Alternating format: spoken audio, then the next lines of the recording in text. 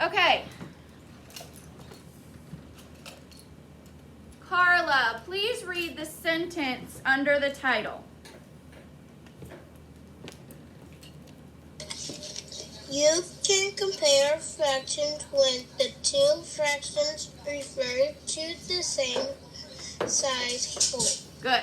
So what that means is, if two fractions both refer to the same size whole, then we can compare them. But what if one whole looks like this, but then the other whole looks like this? Can we compare those fractions? Can we compare this to this? No, because they don't refer. Just put them to the side, you can get them later. They do not refer to the same size whole. This 1/2 refers to half of this whole. This 1/2 refers to 1/2 of this whole. So, if they do not refer to the same size whole, then we can't compare them. We can't compare these fractions, but we can compare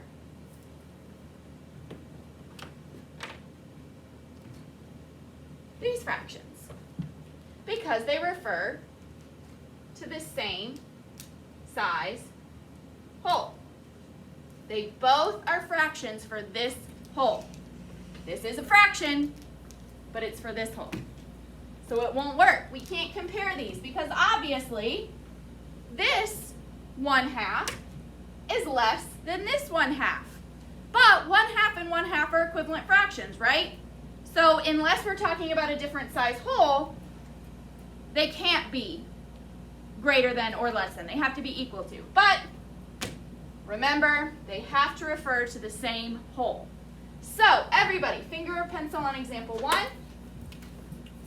Today we're going to be using our fraction tiles to compare fractions, but tomorrow we'll be using multiples of numbers to compare fractions. So we're going to do something similar to simplifying fractions, but instead of finding greatest common factor, we're going to be finding least common multiple. And we'll talk more about that tomorrow. So everybody, finger or pencil on example 1. Read in your head while I read out loud. AJ has 3/6 of his homework done. Okay, so I'm imagining that means he has 6 assignments to do for homework, and he's completed 3 of them. 3 out of 6 is the same as 3/6. Yuki finished 4/6 of hers, so she has now finished 4 out of the 6 assignments. AJ has finished 3 out of the 6 assignments, 3/6. Yuki has finished 4 out of the 6 assignments, 4/6. Who has finished a greater part of their homework? So, first way, the way we're mostly going to be using today is using fraction tiles. So first, we're going to model AJ's homework, which means we need 3/6. Okay, I just realized you're not going to have enough fraction tiles. So what I want you to do is to the side, right here, I want you to trace each set of fraction tiles with your pencil. Well, you might need a separate sheet of paper, actually. Yeah, get a separate sheet of paper. Girls at home using fraction strips, you can probably fit it. Okay?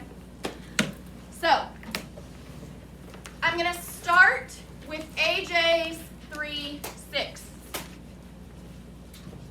I know it has it here, but we also want to do it ourselves.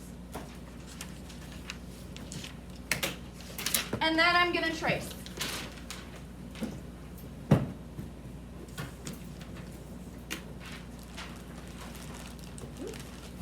Try to be neat with your tracing. I was trying not to write on the edges, but I'm not going to do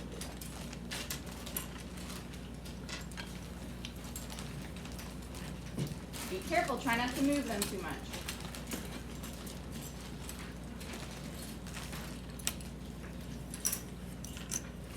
Okay, 3/6.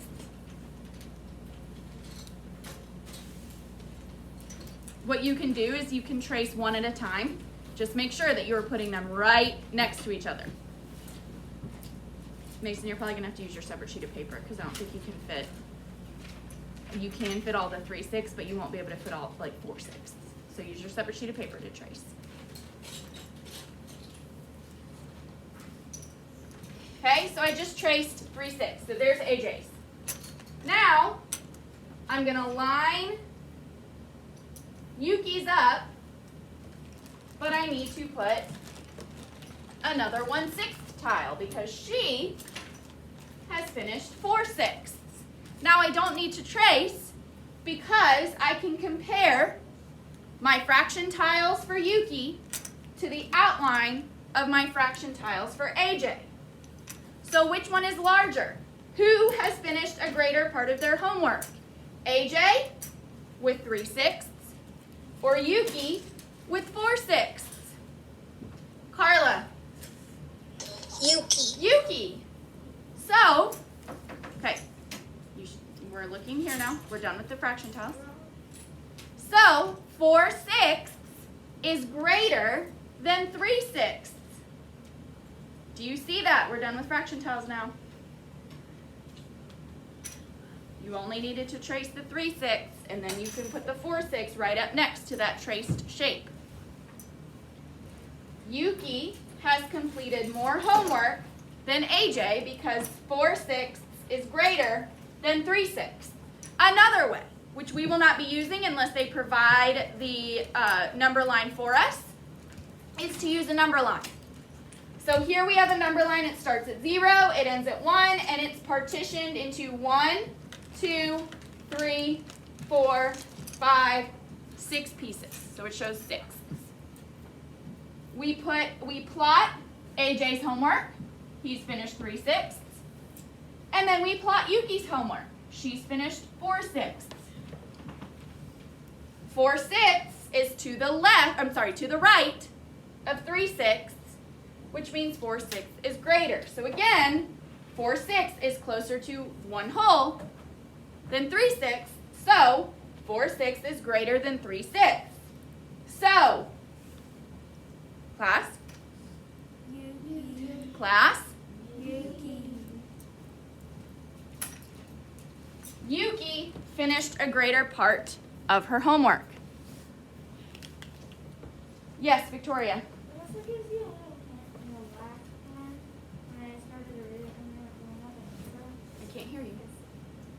So when we were starting to fill out the answer, it said, so Yuki finished a greater part of her. Well, how do you know AJ isn't a girl's name in this situation? Because you said he. Well, okay. But don't rely on that. I'm not. That was just a clue here. Okay, so when we compare AJ's 3/6 to Yuki's 4/6, we see that 4/6 is greater than 3/6. So Yuki finished a greater part of her homework. Remember, look at these outlines. This represents 1 whole because they're trying to show us that each of these fractions are showing a part of the same size whole. These are the same size. Yuki's fraction tiles fill up more of the whole than AJ's, so Yuki finished a greater part of her homework. Okay, let's look at example 2. So everybody, finger or pencil on example 2. Oops.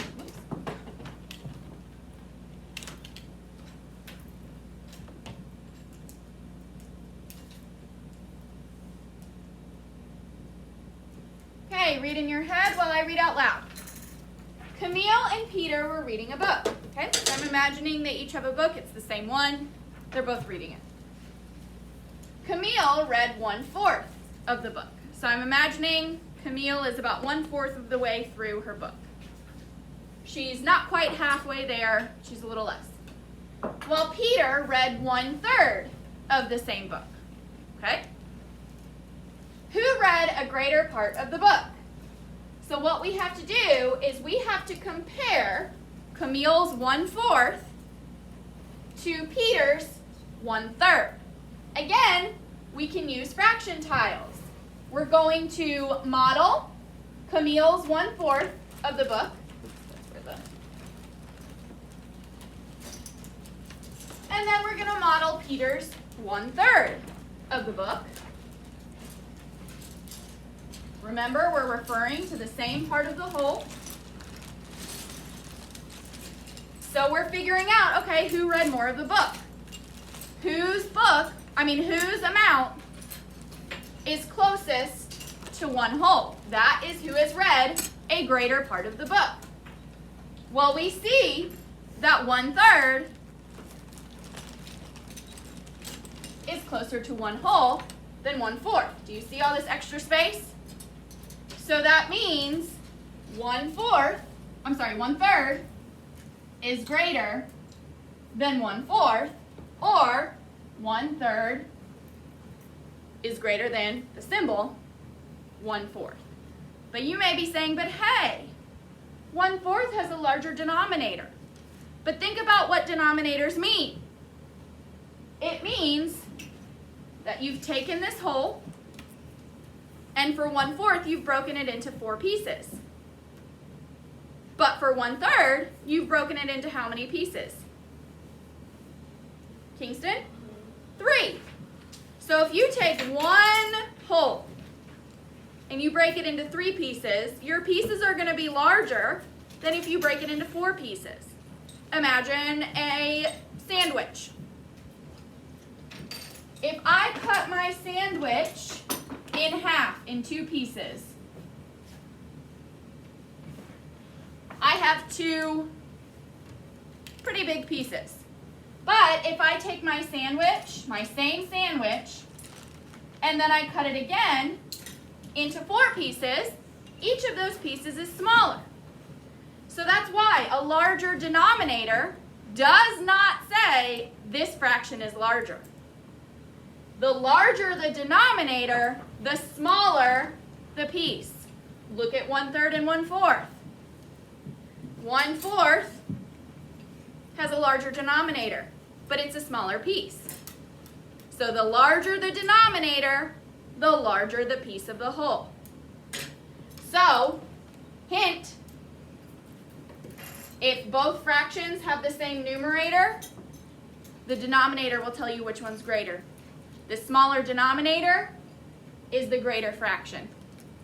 If both numerators are the same, then the smaller denominator is the larger fraction. So for 1/4 and 1/3, the numerators are the same. They're both 1. 3 is a larger denominator than 4. So it's bigger. So, who read a greater part of the book? Class. Class. Peter. Peter. Peter.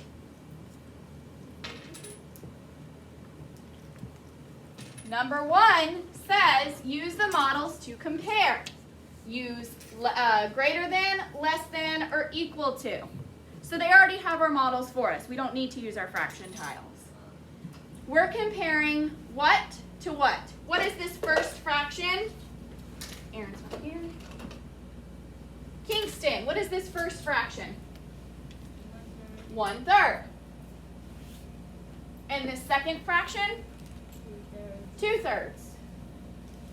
So we're comparing 1/3 to 2/3. Well, we know that this dotted line represents the whole, right? So which one of these fractions is closer to 1/2? 1/3 or 2/3? 2/3. So is 1/3 greater than, less than, or equal to 2/3? Less than. Here's another hint. This is backwards, and you'll get an anchor chart on this tomorrow, I think. Here's another clue. If your denominator is the same, the larger denominator is the larger fraction. So that's where it works. Bless you. When the denominator is the same, the larger numerator is the larger fraction, because 1/3 is only one 1/3 tile. 2/3 is 2. So obviously 2 1/3 tiles is going to be bigger. So it's opposite. I'm going to write that note. First, if the numerator is the same, so if the numerator is the same, the smaller denominator is the bigger fraction. So that's where you're like, wait, but that's backwards. But that's just how it is. If the numerator is the same, the smaller denominator is the bigger fraction. So like 1/3 is greater than 1/4. They have the same numerator, but the smaller denominator is the bigger fraction. So there's a hint. It'll especially be helpful tomorrow. Because today you'll have models, so you'll be able to see, oh, well this fraction takes up more of the whole, or if it's a number line, oh, this fraction is closer to 1, so it's greater. If the numerator is the same, then the smaller denominator is the bigger fraction. But if the denominator is the same, remember denominator is down below. That's very distracting. If the denominator is the same, the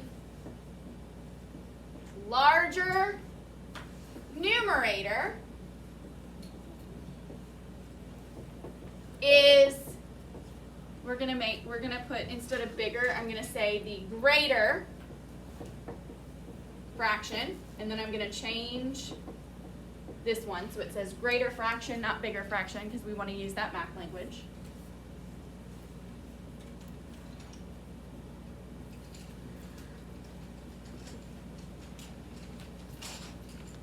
So if the denominator is the same, the larger numerator is the greater fraction. And we see that here.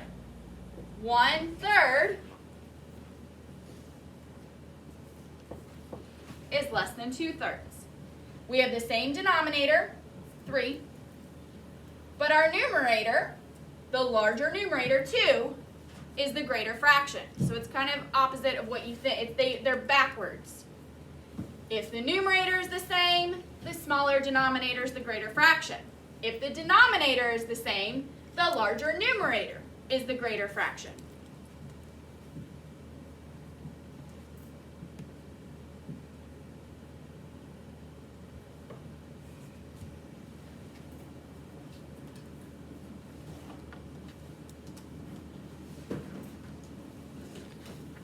Finish writing that. And then we're going to do numbers 2 and 4 together. Then you're going to do number 3 and 5. Well, yeah, we're going to do numbers 2 and 4 together, and then we'll talk about what you're going to do, and then you'll be on your own. Okay? Is everybody ready to do numbers 2 and 4 together and has these things written? Yes, number 2. The directions for this part say use the models to compare. Use greater than, less than, or equal to. So number 2, we have what fraction plotted on the first number line? Mason. Which one is plotted? Look for the dot. 2. Are you looking at number 2? Look at the first number line. Which fraction is plotted? 1/4. And then on the second number line, which fraction is plotted? 1/6. So we're trying to decide, is 1/4 greater than, less than, or equal to 1/6? Well, which one is closer to 1 whole, Mason? Is 1/4 closer? Or is 1/6 closer? 1/4 is closer. So, is 1/4 greater than, less than, or equal to 1/6? Greater than. Because if we look, this amount of space between 1/4 and 1 whole is smaller than this amount of space. So that means 1/4 is greater. Also, if we look at our tips, we have the same numerator, right? So that means which denominator is the greater fraction? The smaller denominator or the larger denominator? You gotta listen, you gotta try to ignore the distractions, okay? We have the same numerator, right? They're both 1. So using our tip, which one's greater? The smaller denominator or the larger denominator? The smaller denominator. Remember, if the numerators are the same, the smaller denominator is the greater fraction. Okay, number 4. Lena, what fraction is represented here? 1/4. Look at your paper. What fraction is represented here? I can't really see it. Yeah. Okay, I don't know. Okay. It's 2/4. So just outline 2/4. I don't know why this page wasn't in color.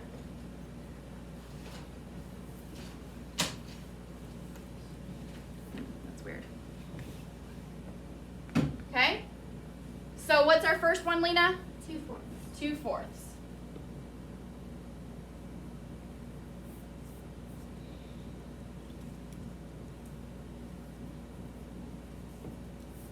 And our second fraction is 4/8. 4/8. So we need to look at where they end. This one ends here. This one ends here. Which one is closer to filling up the whole thing? 1/4 or 1 whole. 4/8. Is 4/8 closer? Draw your line. They're the same. So that means, is 2/4 greater than, less than, or equal to 4/8? Equal. Equal. So pay close attention. Make sure that you're really looking, okay? Where does 1 end? Which one ends closer to 1 whole? If they both end at the exact same spot, then those two fractions are, class, equal. They're equivalent Equal to. fractions. So, let's look at what you're going to do. Number 3 is just like number 2. Number 5 is just like number 4. It makes it a lot easier if you go ahead and label what the fractions are. Number 6, 7, and 8, you are using the number line above, the number line above to answer those questions. Numbers, let's see, 9,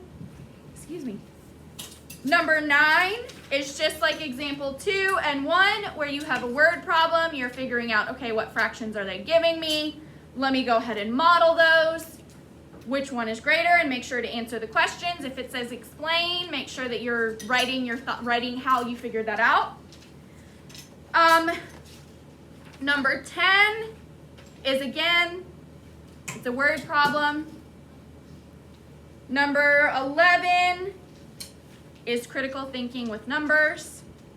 Number 12 is also critical thinking with numbers. Number 13 is critical thinking with words. Then look at the homework. Numbers 1 and 2 are just like 4 and 5. Number 3 is just like number 2 and 3. Number 4 is back to being like 4 and 5. Number 5, you have a word problem with a model. Number 6 is you're using that model and those word problems to answer your question. There's a little bit of critical thinking in there, so make sure that you do that critical thinking. And then number 7 is multiple choice. and you're figuring out what the answer is. Any questions on your homework or this lesson? Yes, Victoria. On number 4, I realized that 2/4 and 4/8, yes, they are equal. But 2 times 2 equals 4, and 2 times 4 equals 8. So, oh my gosh, Victoria used her knowledge of equivalent fractions to realize, hey, yeah, they are equal because I can multiply my numerator and denominator by the same number to get the other fraction. If I multiply 2/4 in the numerator and the denominator each by 2, 2 times 2 equals 4, there's my new numerator. 4 times 2 equals 8, there's my new denominator. They are equivalent. Very good. Okay, so you can use that as a hint tomorrow on the lesson where you have to use multiples, least common multiple and multiplication to figure that out.